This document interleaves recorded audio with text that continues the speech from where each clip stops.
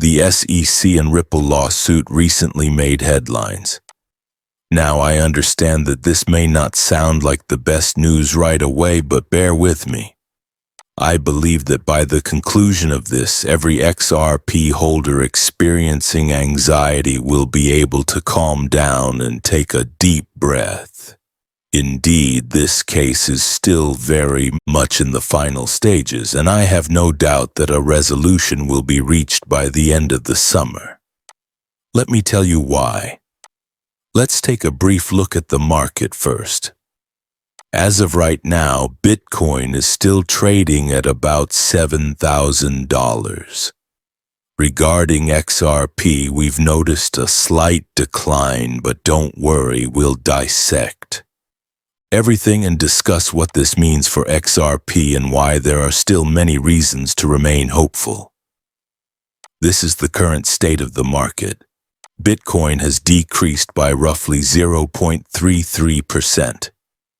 However, XRP has fallen 4.29%, most likely as a result of today's significant news. Earlier, Bitcoin had a slight decline to about 106.5K. Nothing particularly noteworthy, but an XRP touch of $2.08 is undoubtedly generating some discussion.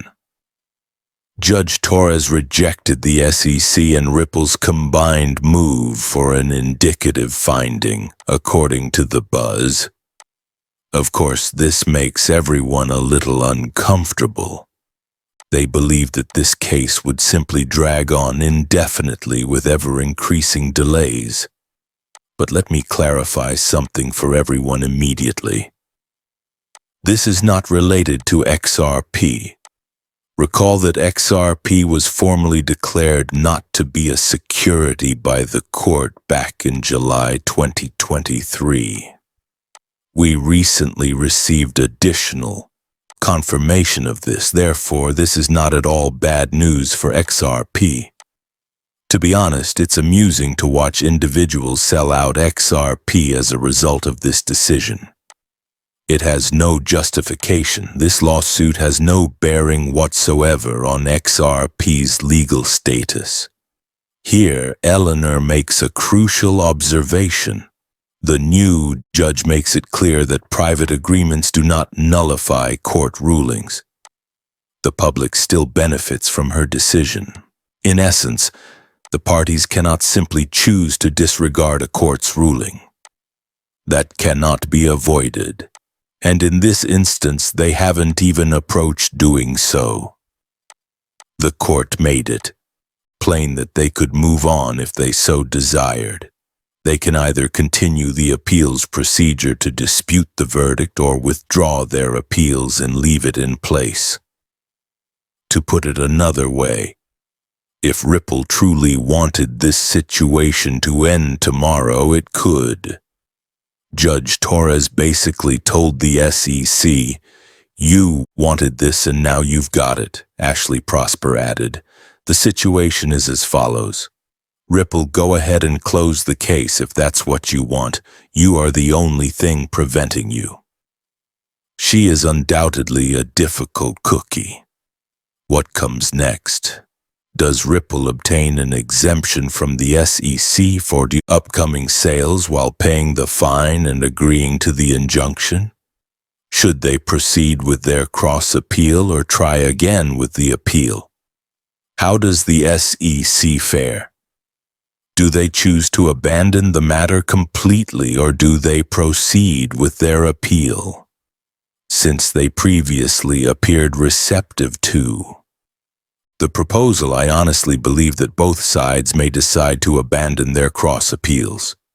Although the injunction may seem restricting, it may actually be beneficial, and the punishment isn't a huge concern for Ripple. Consider this.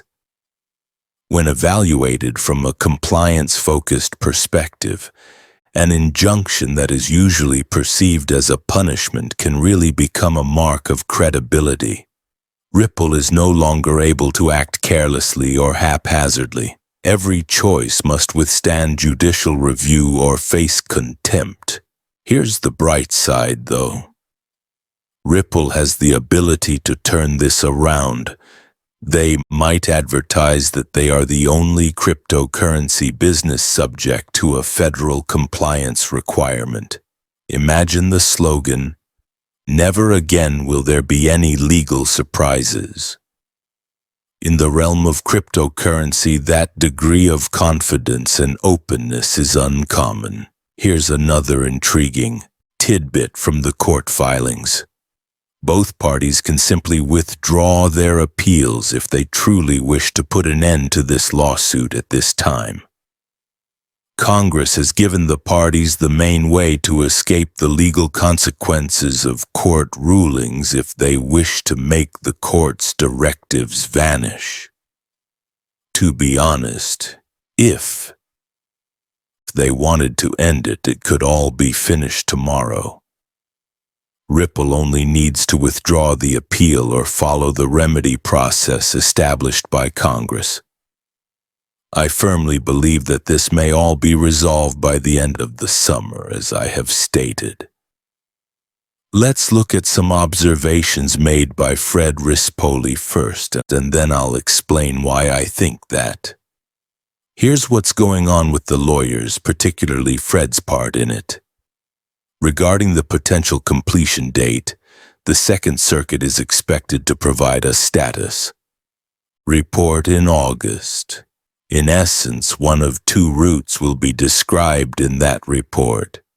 One option is for the parties to request that the appellate court resume the briefing schedule, which would signal that the appeal is still ongoing. We anticipate that this case will continue until late 2026 or early 2027 if that occurs. That's the worst-case scenario, to be honest. Nobody desires that. The second alternative is for the parties to inform the appellate court that they have reached a settlement and request that the appeals be denied. If that occurs, Judge Torres' decisions are upheld and the case is formally concluded. My intuition tells me that the second alternative will materialize, with an announcement anticipated this year toward the end of July or the beginning of August. Here's the deal then. Everything seemed to be falling into place. What am I discussing? Now let's discuss what Meta Lawman recently brought up. In reality, no court's approval is required for the SEC and Ripple to reject their appeals. I predict that both sides will soon withdraw their appeals. Why?